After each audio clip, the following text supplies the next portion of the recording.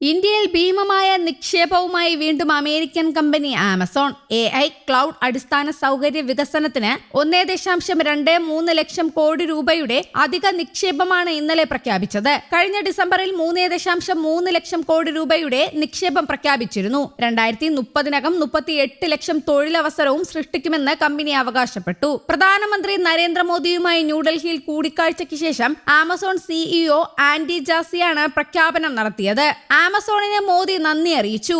മുംബൈ, ഹൈദരാബാദ് എന്നിവിടങ്ങളിലെ AWS data സെന്ററുകളും AI കാപ്പബിലിറ്റിയും e-commerce logistic സൗകര്യങ്ങളും വികസിപ്പിക്കുകയാണ് ആമസോൺ. ഇന്ത്യയിലെ ഏറ്റവും വലിയ വിദേശ നിക്ഷേപ സ്ഥാപനമായും രാജ്യത്തെ ഏറ്റവും വലിയ തൊഴിൽ ദാതാക്കളായും ആമസോൺ മാറുകയാണ്. ഇന്ത്യയിൽ ഡാറ്റാ സെന്ററുകൾ സ്ഥാപിക്കാനും AI സേവനം വിപുലപ്പെടുത്താനുമായി ഗൂഗിളും മൈക്രോസോഫ്റ്റും മെറ്റയും വൻ നിക്ഷേപം നേരത്തെ പ്രഖ്യാപിച്ചിരുന്നു. ഡാറ്റാ സെന്റർ, ക്ലൗഡ് ഇൻഫ്രാസ്ട്രക്ചർ എന്നിവയിൽ ഗൂഗിൾ 1.3 ലക്ഷം കോടി രൂപ നിക്ഷേപിക്കും. മൈക്രോസോഫ്റ്റ് 1.65 ലക്ഷം കോടിയാണ് പ്രഖ്യാപിച്ചത്. മെറ്റ തുക വെളിപ്പെടുത്തിയിട്ടില്ല.